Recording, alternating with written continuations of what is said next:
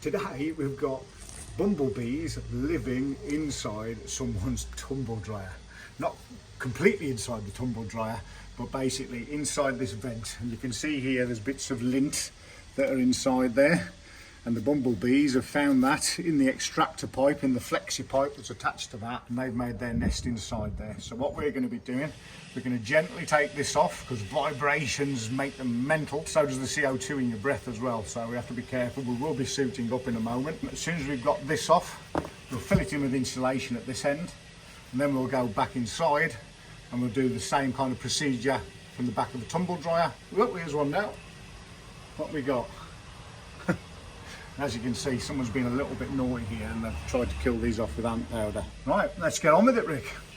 We need to keep these vibrations down as much as we possibly can, really. I don't want to disturb this ant powder either.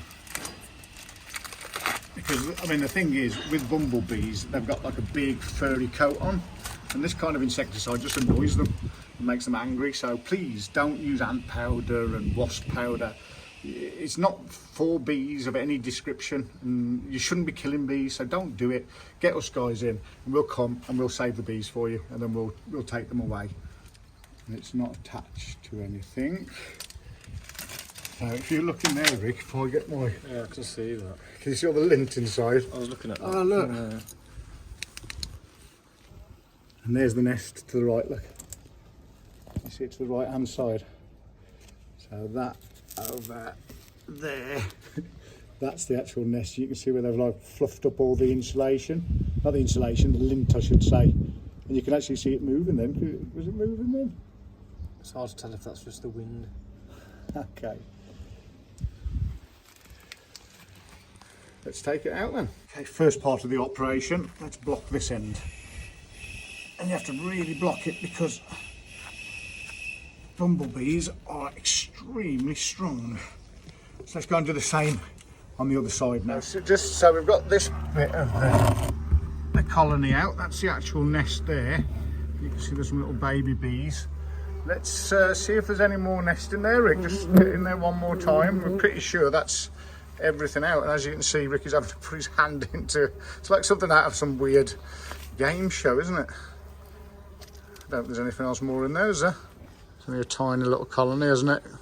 I think that was it.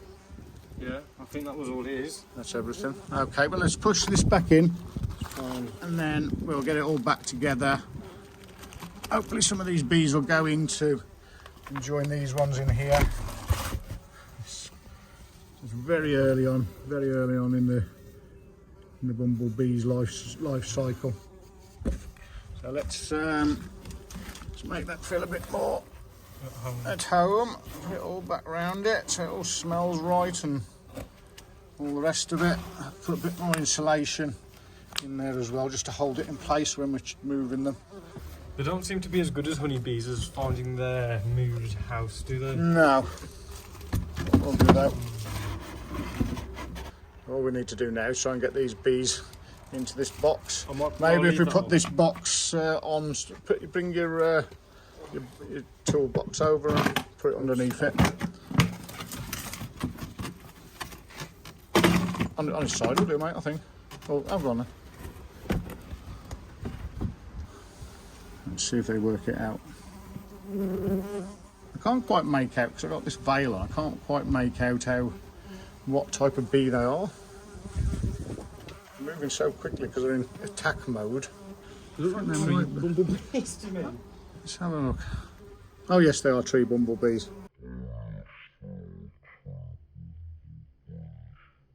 Tree bumbles. You can see their orange shoulders and have a little bald patch. And these ones that are confusing me, they're little babies that haven't quite got all their fur yet. I'll take that. We'll put that somewhere safe where they can carry on their little life cycle. What we're going to do now is we're going to give them a little flap that they can land on. And I want to make a little bit of a sharp exit because even though this is only a tiny little colony, we'd have preferred to have left it.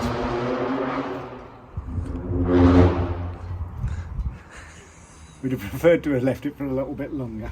so there was a bit more numbers in there, but you never know until you've taken them out, and once you start the process you've got to carry on with the process.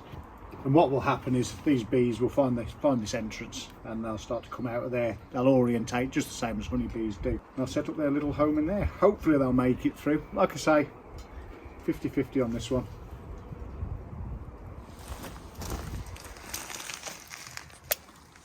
It might take them a while.